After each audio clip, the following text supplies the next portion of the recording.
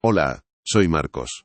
Vi cómo el alma de mi mejor amigo, Mateo, se desangraba lentamente en un banco de plaza, mucho después de que la guerra le hubiera arrancado la pierna. El metal frío que la sustituía era solo el eco visible de un vacío mucho más profundo, uno que nadie sabía cómo llenar. Fue un colapso silencioso, una muerte en vida que presencié día tras día, sin poder hacer absolutamente nada. ¿Alguna vez has visto a alguien romperse así, delante de tus ojos, y sentirte completamente inútil? Antes de contarte el día en que Mateo, en su desesperación, desafió al cielo pidiendo una prueba, comenta aquí desde dónde estás viendo y suscríbete al canal. Créeme, no querrás perderte lo que sucede cuando el universo decide responder de la forma más inesperada. El conflicto principal no era la prótesis que llevaba atada al muslo, ni siquiera los fantasmas de la guerra que lo despertaban por las noches. El verdadero campo de batalla estaba en su interior, en esa trinchera de amargura que había cavado alrededor de su corazón. Cada mañana sin falta, se sentaba en el mismo banco de metal en la plaza del pueblo. No hablaba con nadie. No leía. Simplemente se quedaba ahí, con la mirada perdida como si estuviera esperando un final que no llegaba. Yo a veces me sentaba a unos metros, fingiendo leer el periódico, solo para asegurarme de que seguía respirando. El silencio entre nosotros era un abismo, un muro de dolor que yo no me atrevía a cruzar por miedo a hacerlo añicos. Recuerdo a Mateo antes de todo aquello. Era un tipo lleno de vida, de esos que siempre tenían una broma a punto y una energía que contagiaba. La guerra se lo llevó y me devolvió a este extraño, a este hombre con la mirada de un anciano en el cuerpo de alguien de 40 años.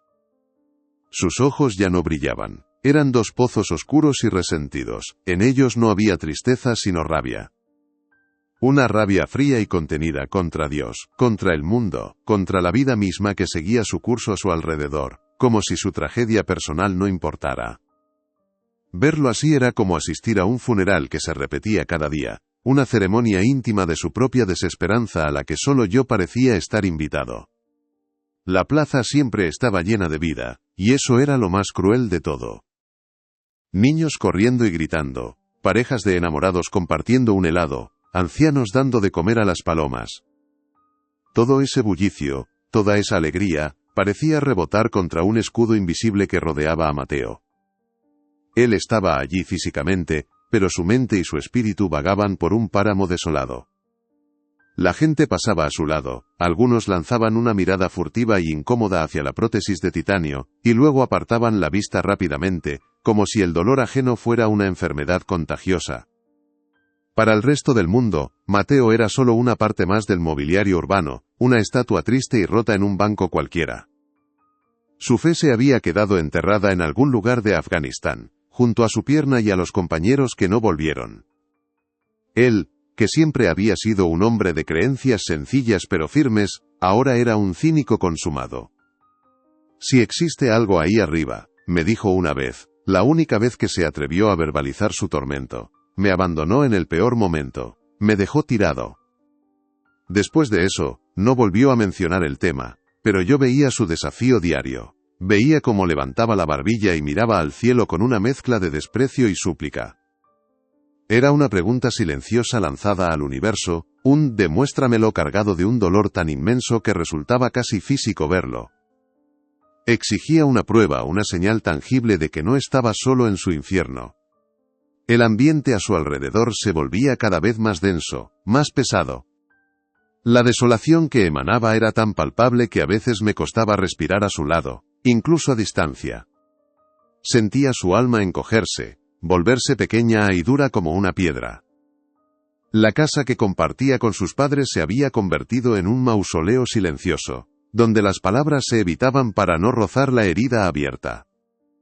Su madre caminaba de puntillas, su padre desviaba la mirada, todos le querían, pero nadie sabía cómo llegar a él.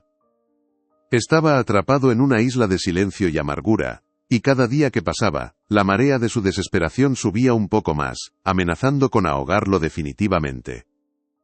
Yo solo podía observar, esperando un milagro que parecía imposible. Los días se convirtieron en un ritual monótono y desolador, una copia exacta del anterior. Mateo llegaba a la plaza a la misma hora, se sentaba en el mismo extremo del banco de hierro forjado, y adoptaba la misma postura rígida, con las manos apoyadas sobre las rodillas, una de carne y hueso, la otra un amasijo de correas y metal. Yo lo observaba desde mi propio banco, a una distancia prudencial, con la excusa de un libro que nunca leía. El sol de la tarde golpeaba su prótesis, arrancándole destellos fríos y deslumbrantes que parecían pequeñas cuchillas lanzadas al aire. Era un hombre convertido en su propia estatua, un monumento a una guerra que para todos los demás ya había terminado, pero que para él seguía librándose en el silencio de su mente. La vida en la plaza fluía a su alrededor con una indiferencia casi cruel. Las madres empujaban los carritos de sus bebés, los adolescentes se reían a carcajadas compartiendo auriculares, los jubilados debatían sobre fútbol con una pasión que Mateo ya no recordaba. Nadie se le acercaba. Nadie lo miraba directamente por más de un segundo. Era como si su dolor emitiera un campo de fuerza, una advertencia invisible que mantenía a todo el mundo a raya. Se había vuelto parte del paisaje, tan inmutable como los árboles o las farolas. La gente ya no veía a un hombre roto, simplemente veían una figura solitaria en un banco y seguían su camino, aliviados de que esa no fuera su historia, de que esa pena no les perteneciera. Pero un martes, algo rompió esa rutina asfixiante. El aire, normalmente cargado con su pesadumbre, se vio atravesado por el sonido de una risa infantil, clara y persistente. Provenía de una niña pequeña, de no más de 5 años, que corría torpemente detrás de una pelota de un rojo intenso, casi violento contra el verde del césped. La vi pasar como un pequeño cometa de energía, ajena a todo, concentrada únicamente en su objetivo. Por un instante, vi a Mateo levantar la vista de la nada en la que siempre la fijaba. No fue un movimiento brusco, sino un leve giro de cabeza, como un animal que detecta un cambio sutil en su entorno. Sus ojos siguieron la trayectoria de la niña y su pelota roja. Y entonces ocurrió. En una de sus carreras, la niña tropezó con sus propios pies, como suelen hacer los niños, y cayó al suelo con un golpe sordo, a escasos metros de donde estaba Mateo. No lloró, simplemente se quedó sentada sobre el césped, un poco aturdida. Pero la pelota roja, impulsada por la inercia de la caída, siguió rodando lentamente, sin prisa, como si tuviera un destino marcado. Cruzó el pequeño sendero de grava y, con un toque casi imperceptible, un clic, suave y hueco, se detuvo justo contra el pie metálico de la prótesis de Mateo. El mundo pareció contener la respiración. El tiempo, que para él se había detenido, de repente se fragmentó en ese instante. La niña levantó la cabeza. Sus ojos, grandes y de un color avellana, no se posaron en la cara de Mateo, sino directamente en la articulación de titanio que asomaba por debajo de su pantalón. Vi la confusión en el rostro de mi amigo, la tensión en sus hombros. Estaba acostumbrado a las miradas de lástima, de incomodidad, de miedo disimulado. Pero en la mirada de esa niña no había nada de eso.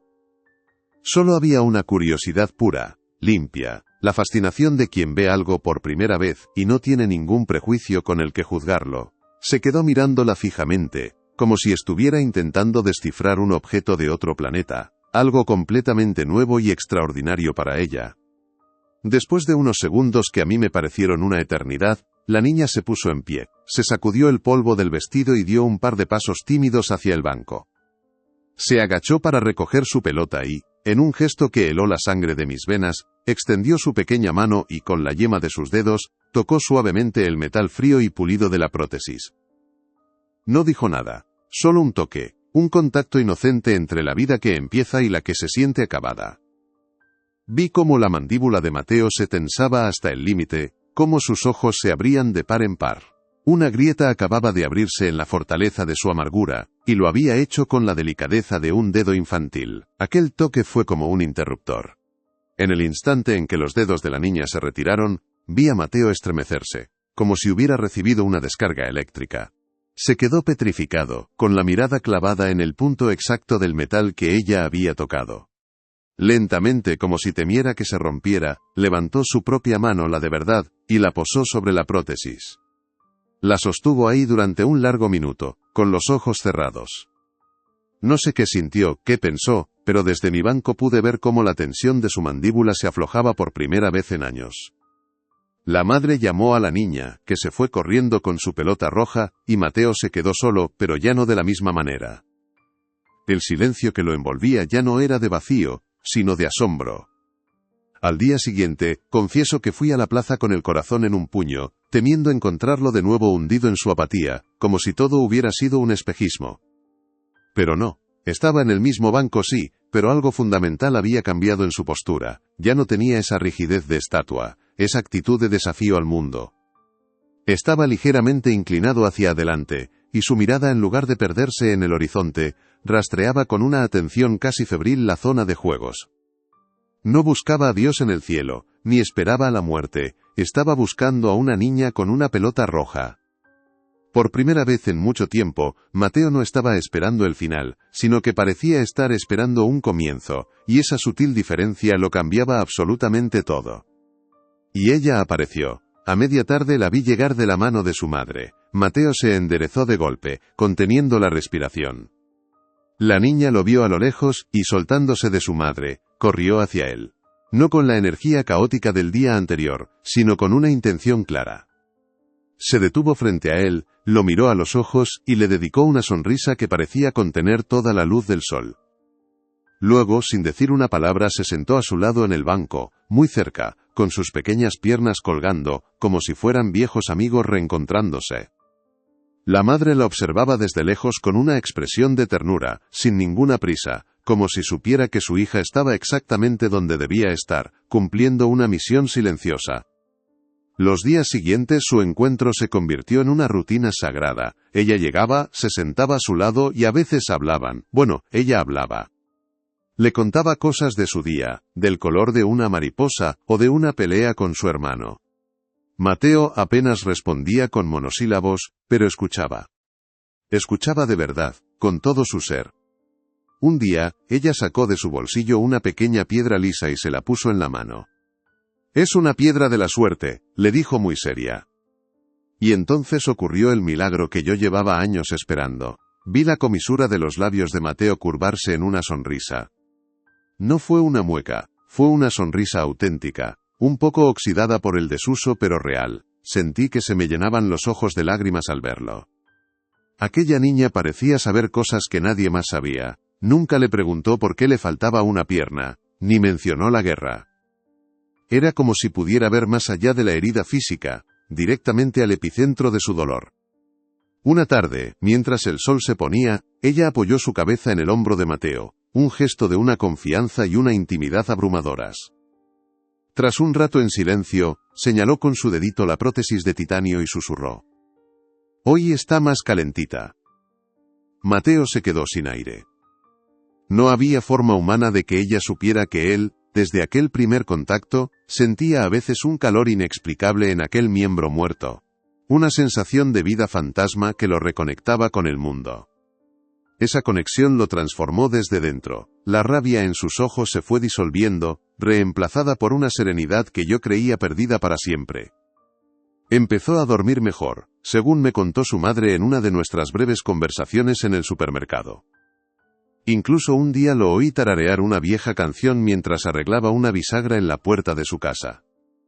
La niña con su inocencia pura le había dado la prueba que él le exigía al universo.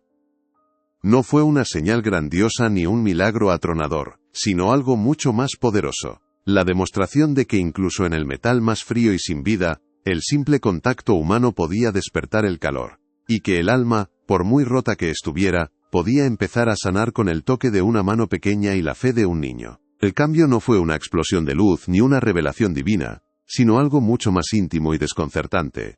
Empezó con el dolor. Durante años, Mateo había sufrido de dolores fantasma en la pierna que ya no estaba, una tortura invisible que los médicos intentaban aplacar con pastillas que solo enturbiaban su mente. Pero unas semanas después de que la niña se convirtiera en su compañera silenciosa del banco, el dolor empezó a remitir. No desapareció de golpe, sino que se fue retirando lentamente, como una marea que por fin obedece a una luna desconocida. Su madre fue la primera en notarlo. «Ya no te quejas por las noches», le dijo un día, con una mezcla de esperanza y miedo en la voz. Él solo se encogió de hombros, incapaz de explicarlo. Luego vinieron los sueños. Durante años, sus noches habían sido un campo de batalla recurrente, lleno de gritos, polvo y el olor metálico de la sangre. Pero ahora, el terror había sido reemplazado por imágenes de una paz que creía haber perdido para siempre. Se veía a sí mismo de niño, corriendo descalzo por la hierba mojada del jardín de sus abuelos, con sus dos piernas impulsándolo sin esfuerzo. Sentía el sol en la cara, oía la risa de su hermano, recordaba el sabor de las cerezas que robaban directamente del árbol. Despertaba con una sensación de plenitud tan abrumadora que el primer contacto visual con la prótesis al lado de la cama era un golpe brutal, un recordatorio de una realidad que empezaba a parecerle extraña y ajena. La sensación de calor en el metal se volvió más frecuente, un fenómeno que desafiaba toda lógica. A veces en mitad de la noche, se despertaba no por una pesadilla, sino por esa extraña tibieza que parecía emanar desde el interior de la prótesis.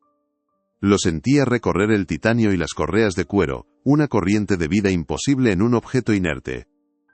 Lo vi una tarde, en el porche de su casa, cuando creía que nadie lo miraba. Estaba sentado, con los ojos cerrados, y su mano acariciaba la pierna artificial, con una lentitud y una reverencia que me dejaron sin aliento. No era el gesto de quien se acostumbra a una herramienta, sino el de quien intenta comprender un milagro que le está sucediendo a él, y solo a él. El círculo familiar notaba los cambios, pero no los entendía. Su padre, un hombre de pocas palabras, empezó a buscar su compañía, a proponerle pequeñas tareas en el taller, como en los viejos tiempos.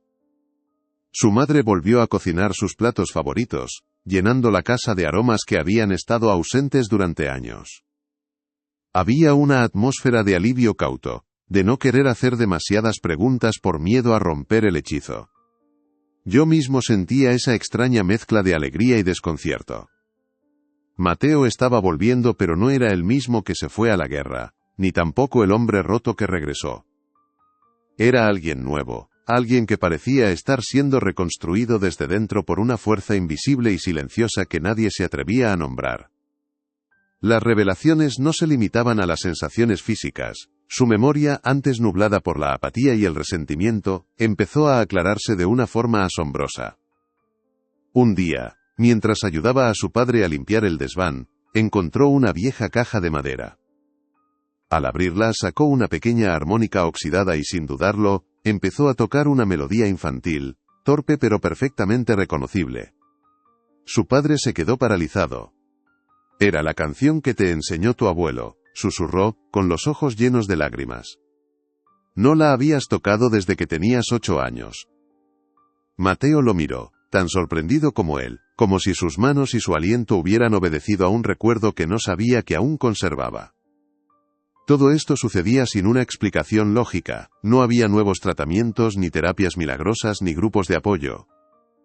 Solo estaban esos encuentros diarios en la plaza, esa niña que le hablaba de cosas sencillas y le ofrecía piedras de la suerte. Para el resto del mundo, era solo una bonita amistad entre un hombre solitario y una niña. Pero yo sabía, y creo que él también empezaba a sospecharlo, que estaba presenciando algo que trascendía la comprensión humana. La prueba que Mateo le había exigido al universo no había llegado como un evento único y atronador, sino como un goteo constante de pequeños imposibles que, día a día, estaban desmontando su cinismo y regando las ruinas de su fe. Fue su madre, Elena, quien desató el nudo. Lo hizo sin querer, en un acto de pura normalidad doméstica que acabó por rasgar el velo de la realidad. Llevaba semanas observando la metamorfosis de su hijo con una mezcla de alegría y un miedo profundo a que todo fuera un espejismo. Un sábado por la mañana, impulsada por una necesidad de reconectar con el Mateo de antes, el que no estaba roto, decidió ordenar su antigua habitación, un santuario que apenas había sido tocado desde su regreso. Quería ventilar el aire estancado, quitar el polvo de los recuerdos, quizá con la esperanza de que el orden externo ayudara a consolidar esa nueva paz que veía florecer en los ojos de su hijo. Era una tarea sencilla, un intento de madre por recuperar un trozo de la vida que les habían robado. En el fondo del armario, detrás de una pila de jerseys viejos, encontró una caja de madera con el sello del ejército. La caja que le habían devuelto con sus efectos personales, la que él nunca había querido abrir. Elena dudó un momento, sintiendo que estaba profanando un terreno sagrado, pero la curiosidad y la esperanza fueron más fuertes. La abrió con cuidado. Dentro, el olor a encierro y a una vida pasada. Estaba su uniforme de gala, doblado con una precisión marcial, un par de medallas que nunca celebró, y un fajo de cartas atadas con una goma. Debajo de todo, un sobre grueso con fotografías. Las sacó con manos temblorosas, como si fueran reliquias frágiles, preparándose para el dolor de ver a su hijo entero y sonriente en un mundo que ya no existía. Pasó las fotos una a una, pequeñas ventanas a un tiempo más feliz. Mateo con sus compañeros, bromeando en el desierto. Mateo apoyado en un vehículo militar, con el sol de poniente tiñéndolo todo de naranja. Y entonces, se detuvo en una. En ella, un Mateo de 20 y pocos años, abrazaba a otro soldado, un chico de sonrisa amplia y ojos brillantes, llamado Javier, su mejor amigo, el que no volvió. Pero no estaban solos. Javier sostenía en brazos a una bebé de apenas un año, envuelta en una manta rosa. La niña miraba a la cámara con una seriedad impropia de su edad, con unos ojos enormes y profundos. Elena sonrió con tristeza, recordando cuánto quería Mateo a la hija de su amigo, a su ahijada. Entonces, la sonrisa se congeló en su rostro. Volvió a mirar la foto, acercándola a la luz que entraba por la ventana. Miró los ojos de la bebé. Esos mismos ojos de color avellana. Esa forma de la boca, esa pequeña arruga en la frente, al concentrarse. Un escalofrío le recorrió la espalda, un frío que nació en la nuca y le bajó por la columna vertebral como un trozo de hielo. Era ella. Sin ninguna duda era la niña de la plaza. La misma que se sentaba cada tarde junto a Mateo, la que le había devuelto el brillo a la mirada. Sacó el móvil del bolsillo, con el pulso desbocado, y buscó una foto que le había hecho a Mateo a escondidas unos días antes. La comparó. Era la misma cara. El tiempo no había pasado por ella. El aire se volvió denso, difícil de respirar. El cerebro de Elena trabajaba a una velocidad febril, intentando encontrar una explicación lógica, una coincidencia imposible, un parecido asombroso. Pero su memoria, cruel y precisa, le trajo otro recuerdo. Un recuerdo enterrado bajo capas de dolor. La noticia que les llegó un año después de la muerte de Javier en combate. Un accidente de coche en una carretera secundaria. La mujer de Javier y su pequeña hija Sofía habían muerto en el acto. Elena se dejó caer sobre la cama, con la foto temblando en su mano. La niña de la plaza, la salvadora de su hijo, no podía estar allí. Llevaba muerta casi 5 años. La prueba que Mateo le había pedido al universo no era una niña, era un fantasma. El peso de esa verdad la aplastó. ¿Qué debía hacer? ¿Contárselo a Mateo? Decirle que la niña que lo estaba sanando, que su milagro personal, era en realidad el espíritu de su ahijada muerta, podría destrozarlo para siempre. Podría empujarlo de nuevo al abismo, convenciéndolo de que se había vuelto loco, de que todo era una alucinación producto de su dolor. El frágil castillo de su recuperación, construido sobre la inocencia de esos encuentros, se derrumbaría con el peso de una revelación tan monstruosa y a la vez tan sagrada. Elena se dio cuenta de que ahora era ella la guardiana del secreto, la única que conocía la naturaleza imposible de la cura de su hijo. El silencio se convirtió en una carga insoportable, un deber sagrado. Decidió no decir nada. Guardó la fotografía de nuevo en el sobre y cerró la caja de madera, encerrando la verdad en la oscuridad del armario. Pero algo en ella había cambiado para siempre. Al día siguiente, cuando vio desde la ventana de la cocina a Mateo salir hacia la plaza, ya no lo vio como un hombre que iba a encontrarse con una amiga, sino como un peregrino acudiendo a una cita con lo inexplicable. Y más tarde, cuando vio a la pequeña Sofía correr hacia él, y sentarse a su lado, ya no vio a una niña. Vio a un ángel, a un mensajero, a una promesa cumplida de la forma más extraña y dolorosa posible. Comprendió que el universo, a veces, responde a nuestras súplicas, pero lo hace en un lenguaje que no siempre estamos preparados para entender. La calma duró 3 días, los últimos 3 días de ignorancia bendita. Fue Elena, la madre de Mateo, quien rompió el hechizo. No pudo soportar más el peso del secreto. Yo estaba de visita esa tarde, tomando un café en la cocina, mientras Mateo estaba en el porche, limpiando una vieja herramienta de jardín. Lo vi entrar, con una tranquilidad en el rostro que no le había visto en años. Fue entonces cuando Elena se plantó delante de él, con la cara pálida como el papel y una determinación aterradora en los ojos. Sostenía algo en su mano, oculto en el pliegue de su delantal. El aire se volvió pesado, eléctrico.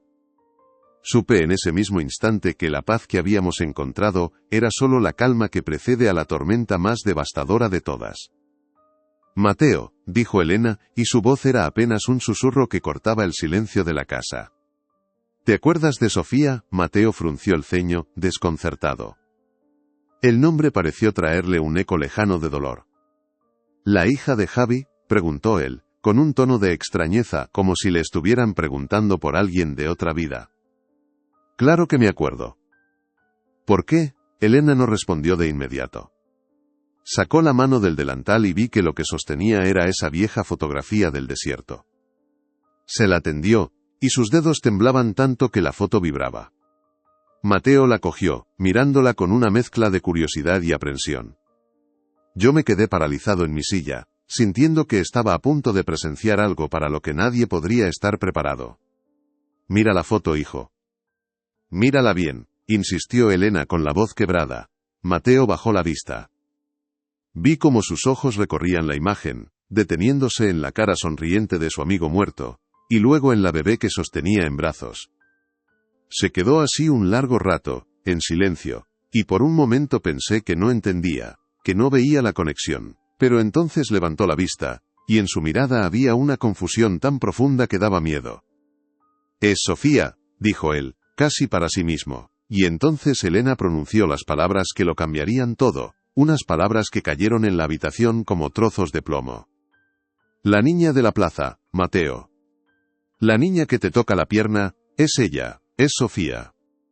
La reacción de Mateo fue volcánica, una explosión de dolor y rabia contenida durante años.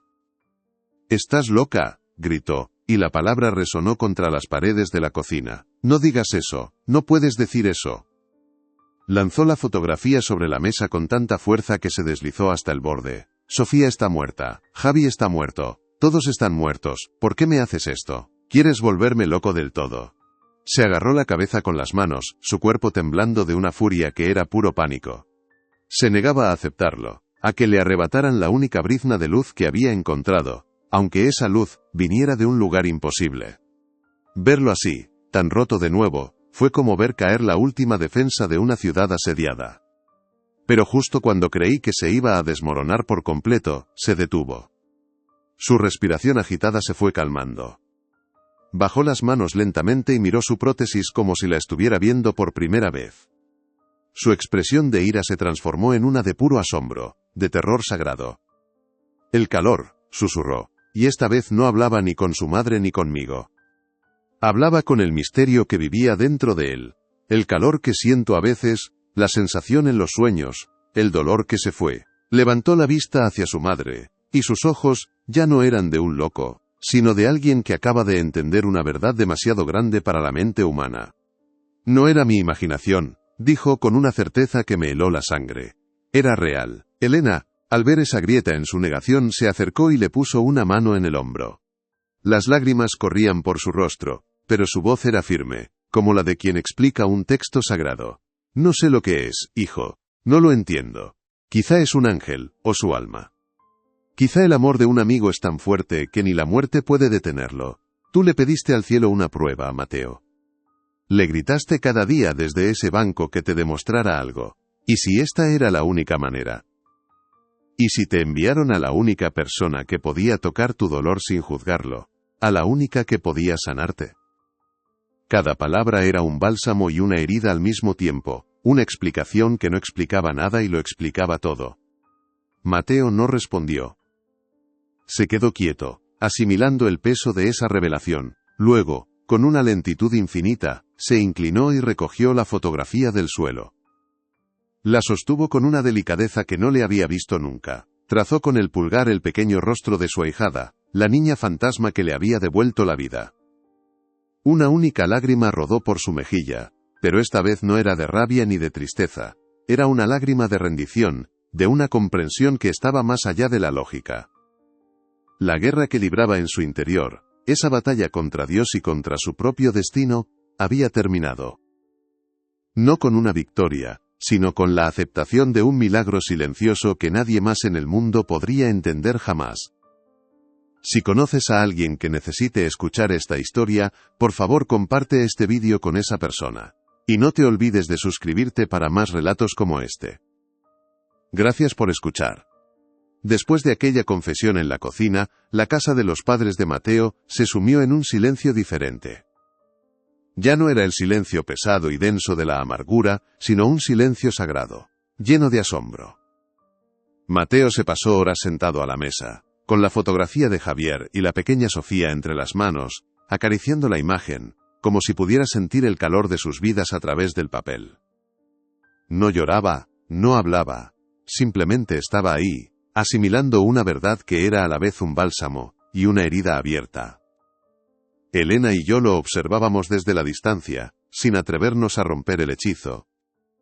Era como ver a un hombre naciendo de nuevo, emergiendo de las ruinas de su propia desesperación, para enfrentarse a un misterio que lo había elegido, que lo había salvado de la forma más imposible que se pudiera imaginar. Al día siguiente, cuando Mateo fue a la plaza, ya no iba como un hombre que buscaba respuestas, sino como alguien que iba a dar las gracias. Se sentó en el mismo banco, pero su postura había cambiado. Ya no era la de un soldado en guardia, sino la de un peregrino que ha llegado al final de su camino. Cuando la niña apareció, corriendo hacia él con esa luz en la mirada, vi a Mateo sonreírle de una forma nueva. Era una sonrisa de complicidad, de entendimiento profundo. Se sentó a su lado y por primera vez, fue él quien inició la conversación. Le habló de su padre, de Javier, de las bromas que gastaban en el campamento. No le estaba contando una historia a una niña, le estaba hablando a un alma que conocía, a un vínculo que la muerte no había podido romper. La curación se extendió como una onda expansiva por toda la casa. Mateo empezó a pasar más tiempo en el pequeño taller de su padre, ayudándole a lijar maderas o a reparar muebles viejos, como hacía de adolescente. El sonido de sus voces, mezclado con el de las herramientas, llenó un vacío que había durado años. Volvió a comer con apetito, elogiando la comida de su madre, un gesto que hizo que a Elena se le llenaran los ojos de lágrimas de pura felicidad. La fe, que había abandonado la casa junto con la alegría, regresó de puntillas. No era una fe de iglesias ni de rezos, sino una fe en algo más grande, en la certeza de que el amor es una energía que no se destruye, que simplemente se transforma y encuentra la manera de volver a nosotros cuando más lo necesitamos. El dolor fantasma de su pierna desapareció por completo. Se lo contó una tarde, mientras tomábamos un café en el porche. «Ya no está Marcos», me dijo, mirando su prótesis con una expresión de serenidad. «A veces en lugar del dolor, siento ese calor del que te hablé con acento agudo, como si alguien me estuviera sujetando la mano desde dentro». Ya no trataba a la prótesis como un trozo de metal inerte, sino como una parte de él, una conexión sagrada. Dejó de ocultarla bajo pantalones anchos. Empezó a usar pantalones cortos en casa, a caminar con una naturalidad que no tenía que ver con la ausencia de cojera, sino con la aceptación de su cuerpo tal y como era, una mezcla de carne, hueso y milagro. Su cicatriz física se había convertido en un mapa de su redención espiritual. La risa volvió a la casa. La primera vez que lo oí reír a carcajadas fue por una tontería en la televisión. Fue un sonido ronco, oxidado por el desuso, pero tan puro y genuino que su madre, que estaba en la cocina, dejó caer una cuchara al suelo. Nos quedamos todos paralizados, escuchando esa música que creíamos perdida para siempre. Fue como si la risa de Mateo abriera las ventanas del alma de la casa, dejando que entrara el aire fresco, y se llevara el olor a encierro y a tristeza. A partir de ese día, la risa se volvió más frecuente, y con ella regresaron las bromas, las conversaciones triviales, la normalidad. Mateo había vuelto a soñar, y no solo por las noches, soñaba despierto, con un futuro que ya no le parecía una condena, sino una oportunidad. Y un día, tan silenciosamente como había llegado, Sofía se fue. Mateo fue a la plaza, como cada tarde, pero ella no apareció. Esperó hasta que el sol empezó a esconderse detrás de los edificios, tiñendo el cielo de naranja y púrpura. pero el banco a su lado permaneció vacío. No vi angustia en su rostro, ni desesperación. Vi una profunda y serena aceptación. Se quedó mirando el lugar donde ella solía sentarse, y luego levantó la vista al cielo. No dijo nada, pero vi sus labios moverse en un gracias silencioso. Comprendió que la misión de Sofía había terminado. Le había devuelto la fe, le había enseñado a vivir de nuevo, y le había dejado la lección más importante, que las pruebas que pedimos no siempre llegan como esperamos, sino como las necesitamos. Mateo nunca volvió a ser el hombre despreocupado de antes de la guerra, esa versión de sí mismo se había quedado en el desierto para siempre. Pero tampoco era el fantasma roto que regresó.